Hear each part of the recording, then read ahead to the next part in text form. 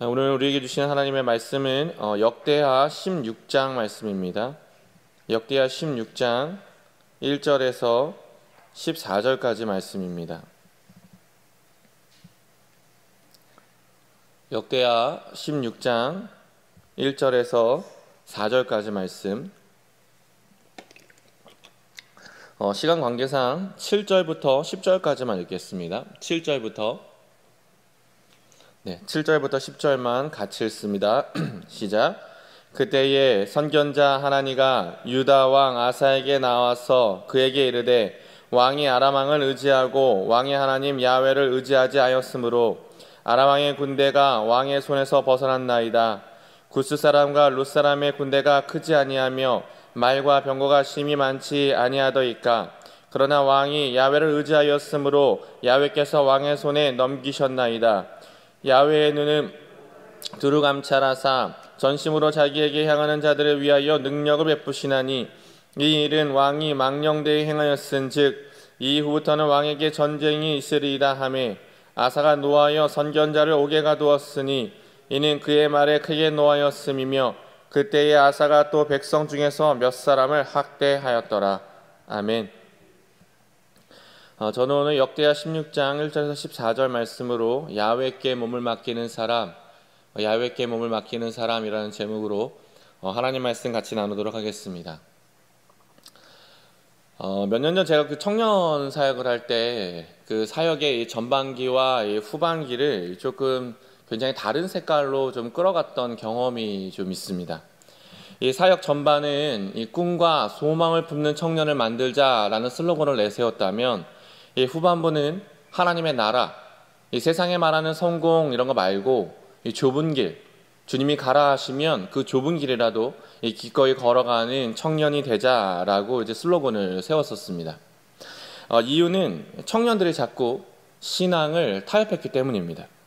분명 아이들의 가장 큰 이슈는 진로라, 무엇을 해야 할지, 어떻게 먹고 살지, 내가 가진 달란트는 뭔지, 이 오랜 시간 중보하며 모든 방법을 동원해서 이 친구들을 도왔었습니다.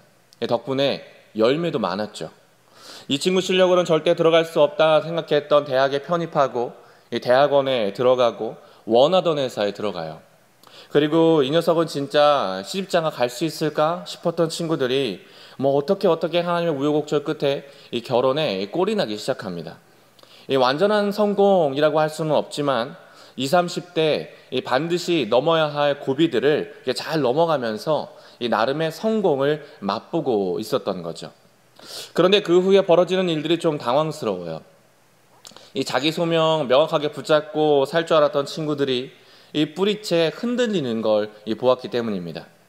그렇게 열심히 던 애들이 점점 잘 보이지 않더니, 그리고 모임에도 뜨문뜨문 나오더니 SNS에 되게 이상한 사진들을 하나씩 올리기 시작합니다.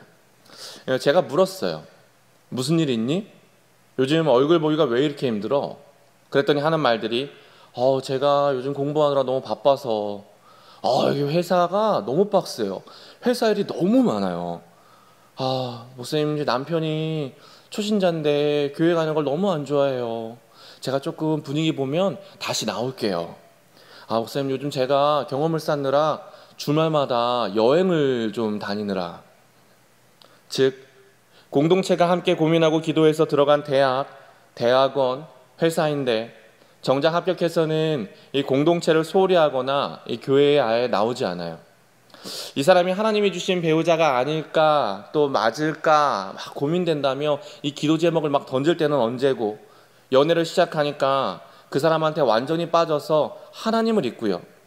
결혼을 해서는 이 배우자가 교회를 좀 싫어한다는 이유로 이 교회에서 멀어지더니 교회를 떠난 친구들도 있습니다. 저는 이게 너무 고민이 되는 거예요. 그냥 다 그런 거지.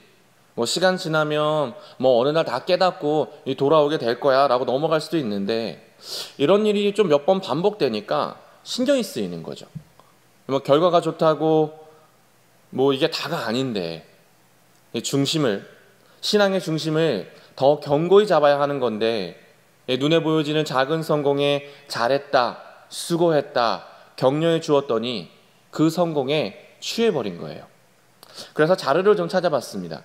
성경에 성공이라는 단어가 몇 번이 나올까? 성경 프로그램을 열고 성공이라는 단어를 치고 엔터를 누르면 여러분 성공이라는 단어가 성경에 몇 번 나오는지 아세요? 2번.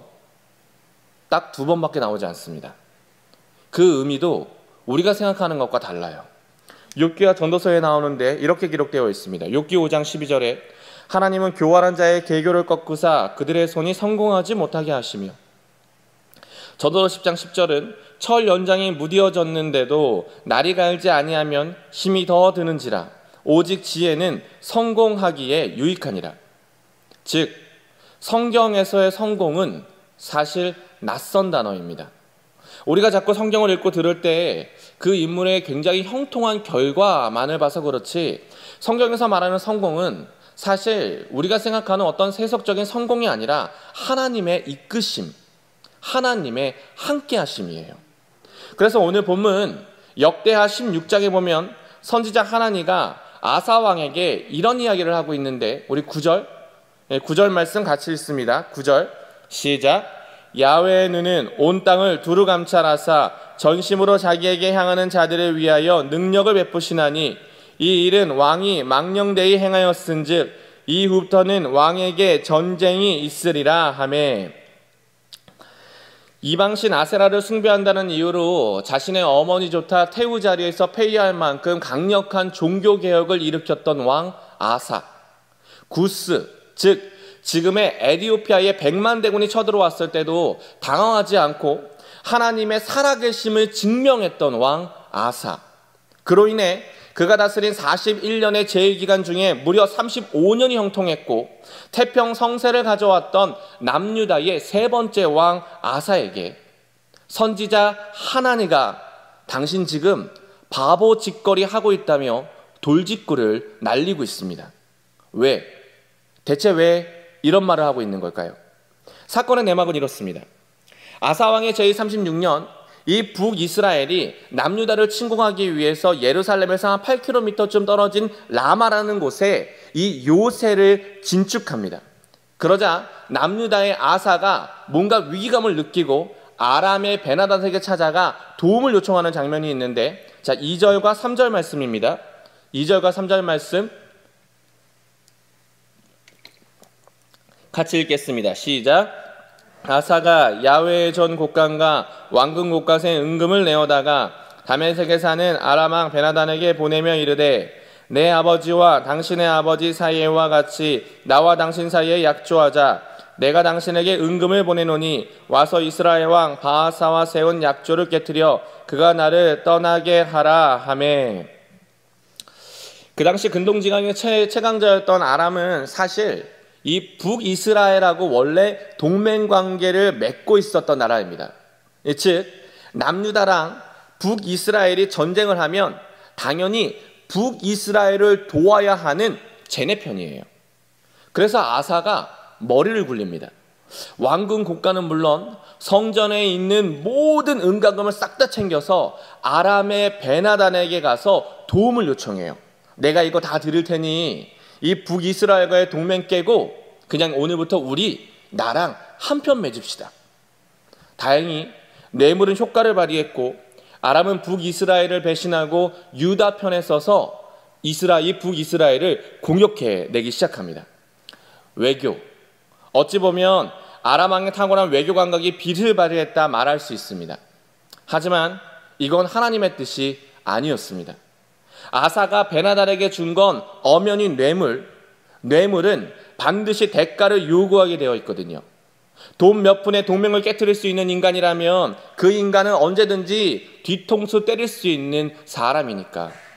그래서 선지자 하나니가 왕을 향해 직구를 날립니다. 왜? 대체 왜 사람 의지했냐고. 왜 하나님의 도움 구하지 않았냐고. 그런데 아사가, 이 왕이 회개하지 않아요. 후회한다, 잘못했다, 어쩌면 좋냐 묻지 않고 오히려 화를 내며 선지자를 감옥에 보냈는데, 충격적인 건 10절 하반절에 기록된 말씀이에요. 10절 같이 읽습니다. 10절 시작. 아사가 노하여 선견자를 옥에 가두었으니 이는 그의 말에 크게 노하였음이며 그때의 아사가 또 백성 중에서 몇 사람을 학대하였더라. 백성이 학대도 받는데요.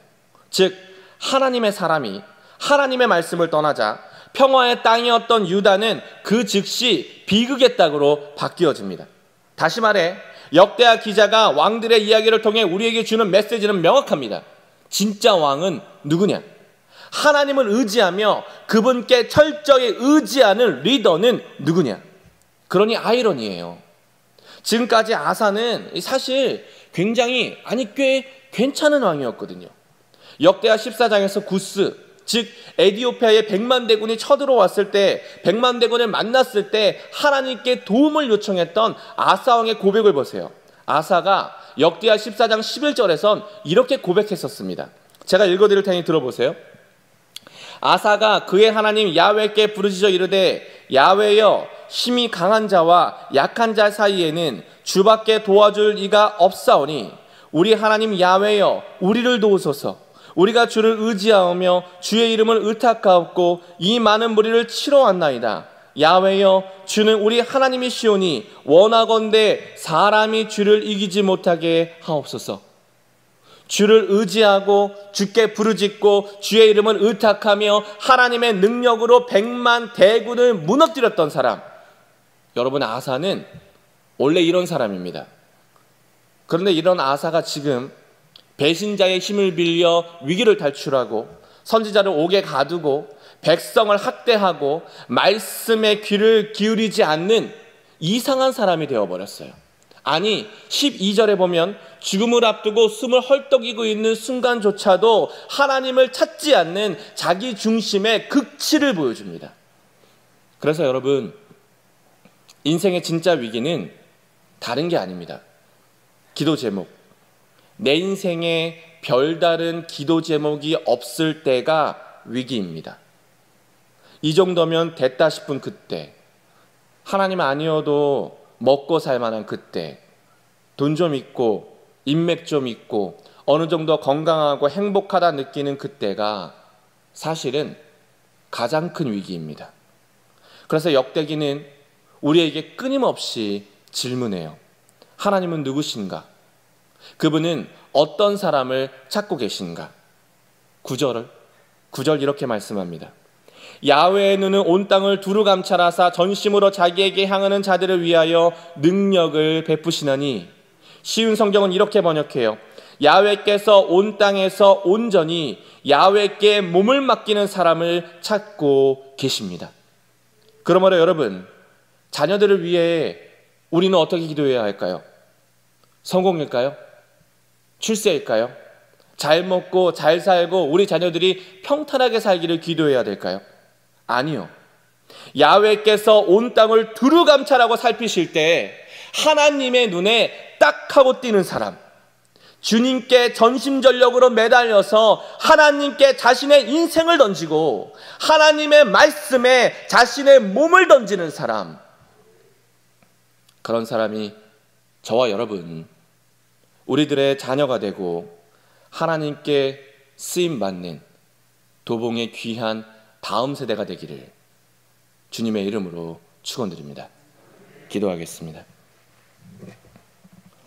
주님, 이 시간 주님이 온 땅을 두루 살피고 감찰하실 때 하나님의 눈에 딱 띄는 사람들이 먼저 이 새벽에 나와 함께 기도하는 우리 모두이기를 원합니다. 그리고 하나님이 찾으실 때 하나님의 눈에 띄어서 하나님께 온전히 쓰임받는 자녀들이 우리의 자녀들이기를 원합니다. 하나님, 주님께 온몸을 맡기고 주의 말씀에 모든 것을 던지오니 하나님의 우리의 삶의 왕이 되어주셔서 우리의 삶을 이끌어 주옵소서. 우리 자녀들이 계획하고 생각하는 그 어떤 것보다 하나님의 생각과 계획이 훨씬 크고 놀라우시니 주님 선하고 아름답게 인도하여 주시고 이 시간 기도할 때 하나님의 능력을 부어 주옵소서. 예수님의 이름으로 기도드렸습니다. 주기도문으로 마칩니다. 하늘에 계신 우리 아버지여, 이름이 거룩히 여김을 받으시오며 나라가 임하시오며 뜻이 하늘에서 이루어진 것 같이 땅에서 이루어지이다. 오늘 우리에게 일용할 양식을 주시옵고 우리가 우리에게 죄 지은 자를 사하여 준 것 같이 우리의 죄를 사하여 주시옵고 우리를 시험에 들게 하지 마시옵고 다만 악에서 구하옵소서. 나라와 권세와 영광이 아버지께 영원히 있사옵나이다. 아멘. 우리 말씀을